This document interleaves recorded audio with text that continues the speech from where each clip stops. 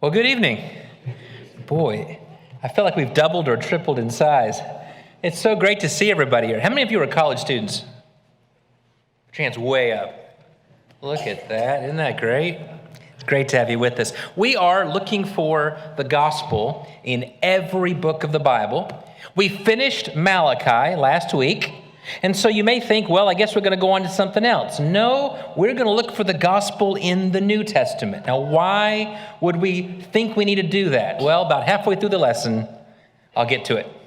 I want to start with Matthew chapter 23 and verse 10. Matthew 23 and verse 10. Jesus says, don't call or consider anybody on this earth to be your teacher, because you have one teacher, Jesus Christ. In the intertestamental period, Malachi and Matthew, there's a 400-year gap. In that intertestamental period, there were still people writing and dreaming and thinking. And there was a group that met way out in the desert in the area of Qumran. They found some scrolls there. Maybe you've heard about this story. And in those scrolls, there was a group that had broken off from the main group of Judaism. And they were out there in the desert, and they were waiting for somebody to come, and they were writing their own books. And one of the things they were looking for is the teacher of righteousness. They had this idea that the teacher of righteousness was going to appear. And there's no doubt who this person would remind them of, because there were many teachers. But there was only one person who really bore the title of the teacher, if you're Jewish. And that's Moses. Moses climbed the mountain there in the Old Testament, and he dared to touch the face of God. And if you remember, he's up there for 40 days, and he's staring into the face of God himself. And so when he comes down, his face is so bright, he has to wear a veil. So when people would look at the reflection, it was too bright. It's pretty incredible.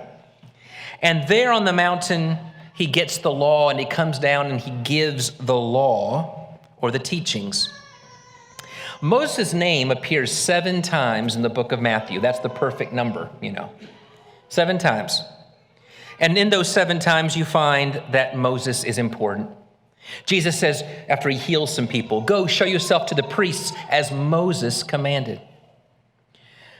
Some Pharisees came to Jesus and wanted to get his take on divorce. And Jesus shares what he believes. And then they say, well, why did Moses command us to give a certificate of divorce? Moses says that that's the way to go. Somebody else comes to Jesus and says, teacher, Moses said that if a man dies and he didn't have any kids, then his brother is supposed to marry the widow and produce children. Moses said that. Moses said this. Moses said that. Neil Pryor has a great story he used to tell. He said his very first church work was at a place where Brother Huey had been the preacher. And he was so gracious to give the pulpit over to this young Neil Pryor. And Neil would teach Bible class on Sunday mornings, and he'd make a point, and somebody would raise their hand and say, Brother Huey didn't used to say it that way. He'd make another point. Someone would say, Brother Huey never saw that. And Neil said, I kind of liked Brother Huey before I got there. He said, after a while, I kind of wanted to say, well, phooey on Huey. I always loved that story. Jesus hears them saying, well, Moses said this. Well, Moses said that. And Jesus is thinking something along that line, but he wants to take a different tact. He says about the Pharisees, don't do what they do, because what they're doing isn't right. But you should listen to what they say, because they sit in Moses' seat. That's in Matthew 23. You should respect what they say, because they're playing the role of Moses, and that's important. But leave it to Matthew to go one step further. It's possible that even Moses was sitting in somebody else's seat. Okay, I'm going to tell you a story. I've done this once here before, so I know the answer. Don't shout it out yet. Think about who I'm talking about. He's born in a difficult time. The guy in charge, in fact, tries to kill all the young baby boys. But he's able to survive, spend some time in Egypt, A little bit later, he's chosen by God, and so he's able to survive, but he passes through water. After passing through water, he goes up on the top of a mountain. On the top of a mountain, he gives God's great message to the people. Now, who am I talking about? Moses, and according to Matthew, Jesus. Matthew's the only one who shares some of these stories about Jesus being in Egypt and what was going on with Herod trying to kill the baby boys. Matthew's making a point. He's writing a gospel to Jewish Christians and Jewish people who need to become Christians, and he knows there is no more important figure than Moses. And as you're describing Moses, Matthew's saying, you're looking for a teacher of righteousness? This is the new Moses.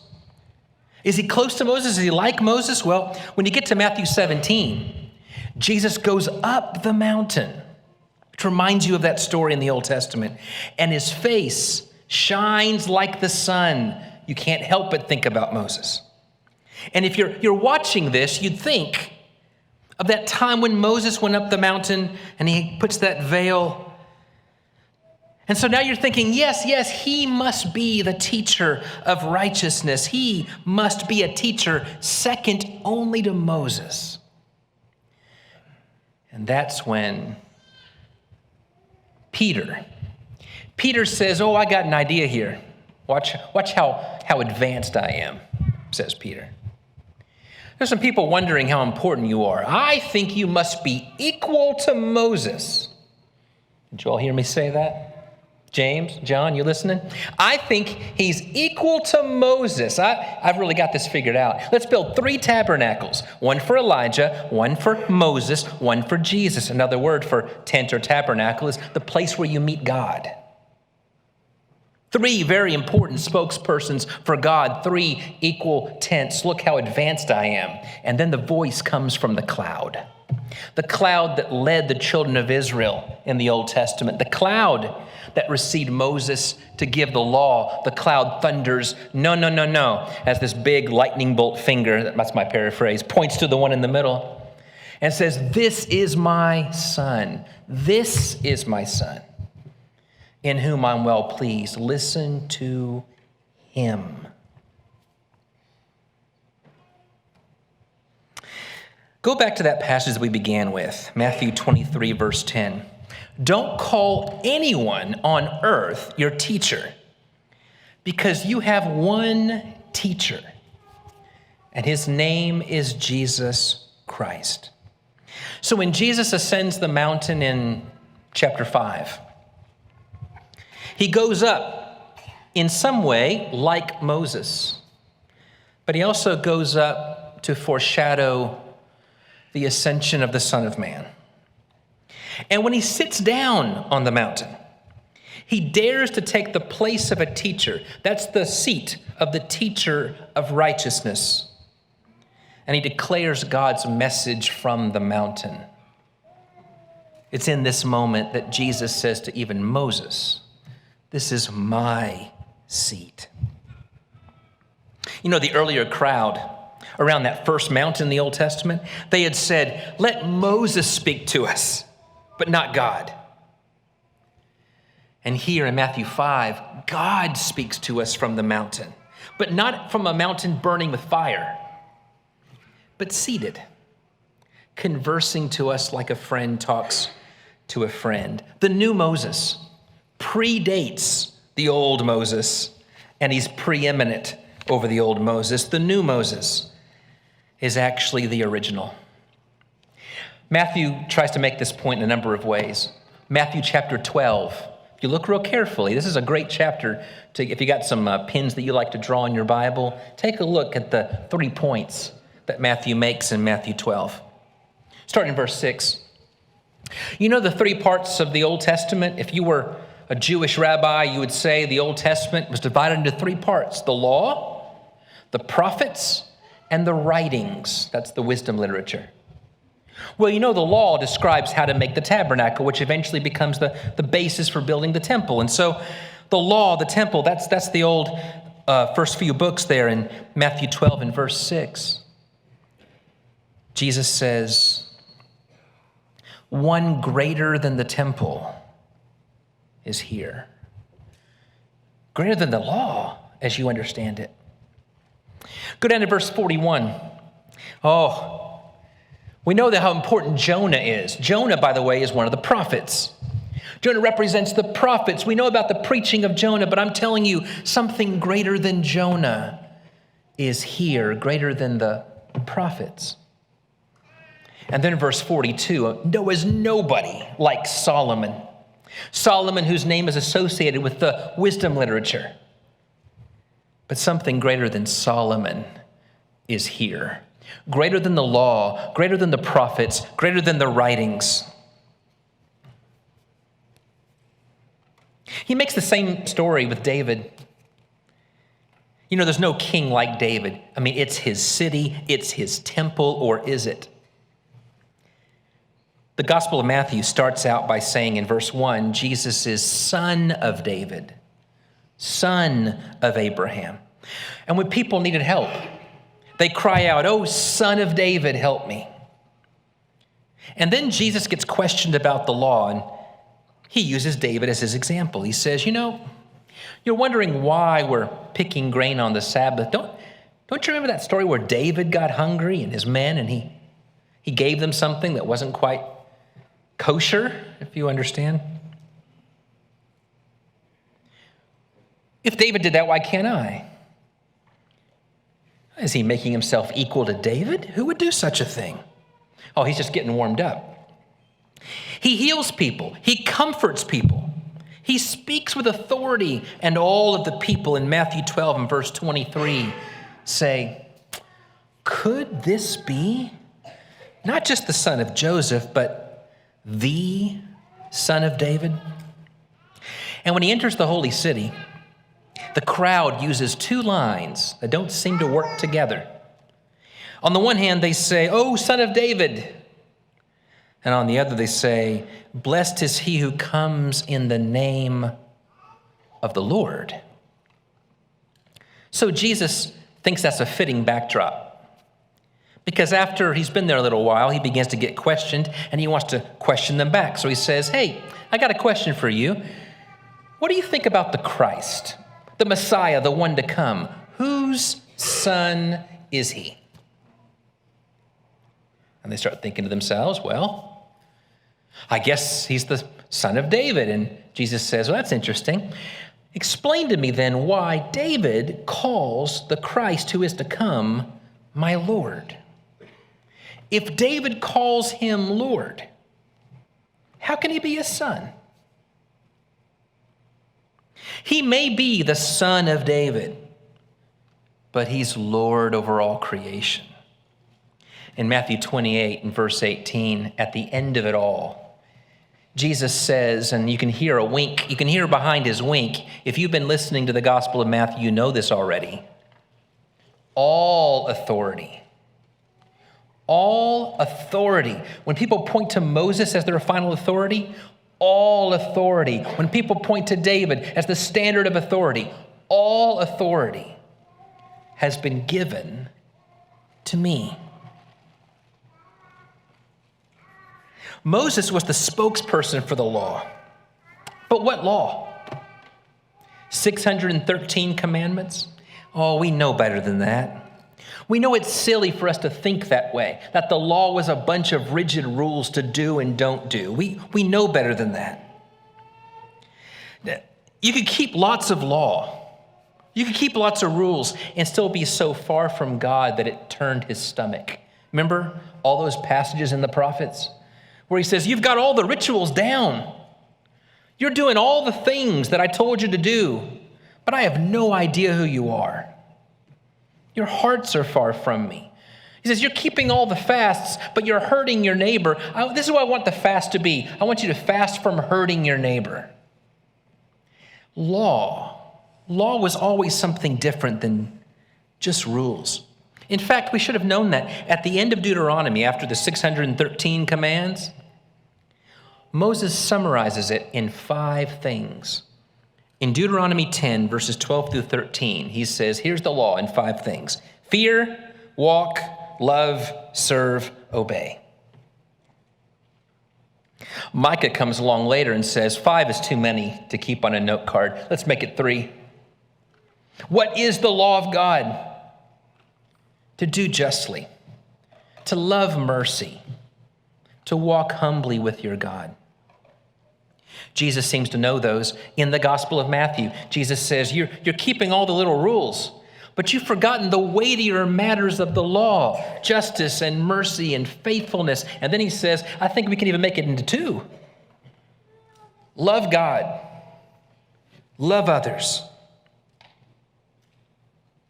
What does justice, mercy, and faithfulness, loving God and loving others look like? Show me the law in action. His name is Jesus Christ. And that's why, if you think that Jesus is ever breaking the law when you read the Gospels, you need to change the way you think about the law. If you ever think that Jesus runs roughshod over the law, it's your view of the law that needs to change. If you think Jesus ignores or challenges or modifies or rearranges or even removes the law, it's your view of the law that needs fixing. He lived it out perfectly. He reads Deuteronomy and he takes it to heart. And so when he faces and stares down Satan there in the desert, he determines where Israel was faithless, he's going to be faithful. He gets all the warnings described in the prophets about destruction and he dishes it back out. In the Gospel of Matthew, there are warnings after warnings. And in Matthew 21, Jesus gives a parable. And he talks about how God sends all these prophets and finally he sends his son and they kill the son. And the people listening say, I think he's talking about me. Jesus doesn't just give us the law. He is the law of God. He is the interpreter of the story of God because he shows us the face of God. Moses told us the rules behind the veil, but Jesus removes the veil. Those aren't my words. Those are Paul's words. When the gospel is preached, the veil is removed. And when we look into the face of Christ, we stare into the face of God. He's more than a prophet. He's the one in whom the prophets bore witness.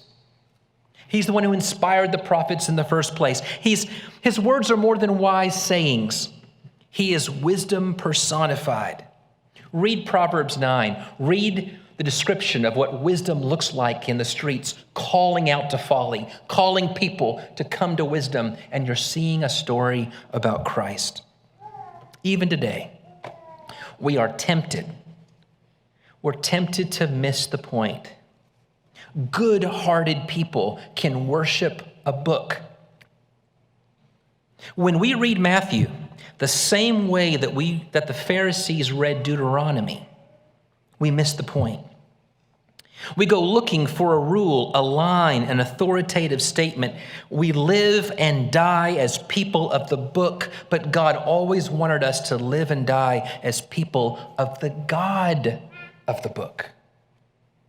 People who don't just get the model right. I have no problem with us looking for models in the New Testament, but you can find a model of how to be a neighbor, or how to be a citizen, or how to run a Bible class, or how to be an elder, or how to do worship service.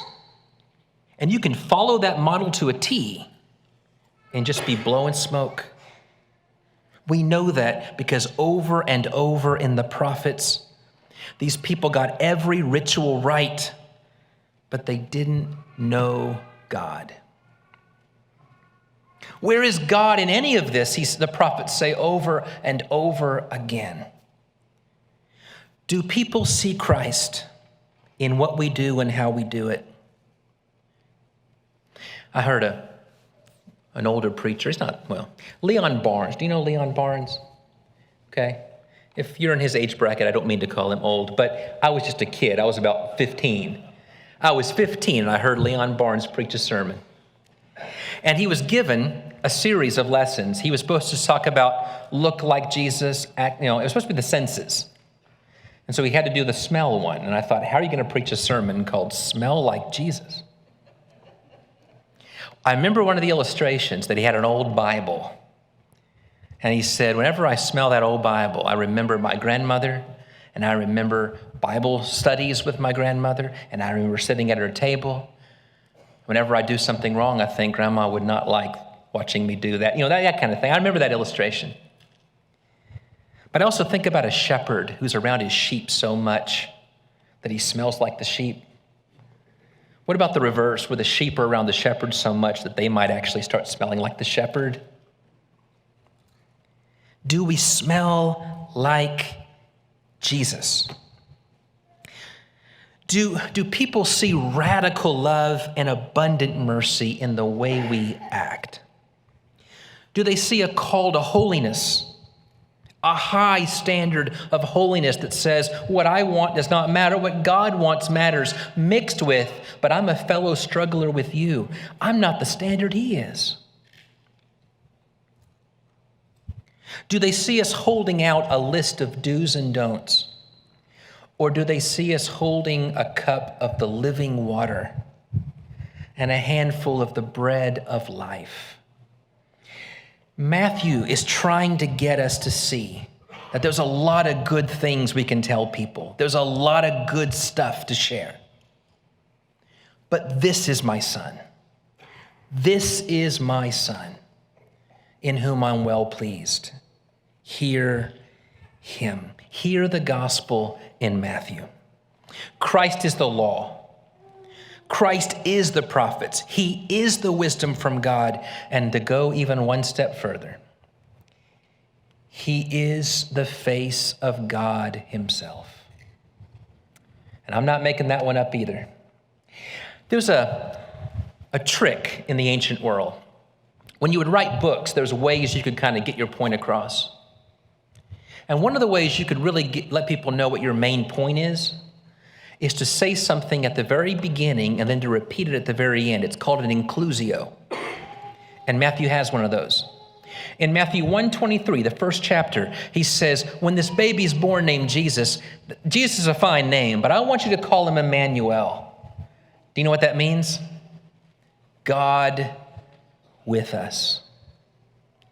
And at the very end of the book, Matthew 28 and verse 20, Jesus, the resurrected Lord, is looking at his people. He's already declared all authority in heaven and earth belongs to me. So it should go without saying, but he's going to say it.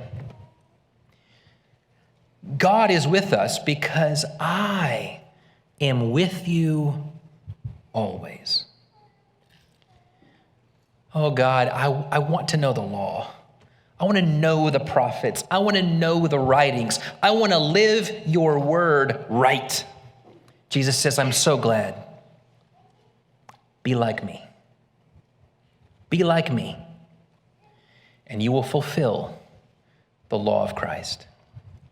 Come on, y'all, Jesus, you're my firm foundation. I put my hope in your holy word. I put my hope in your holy word.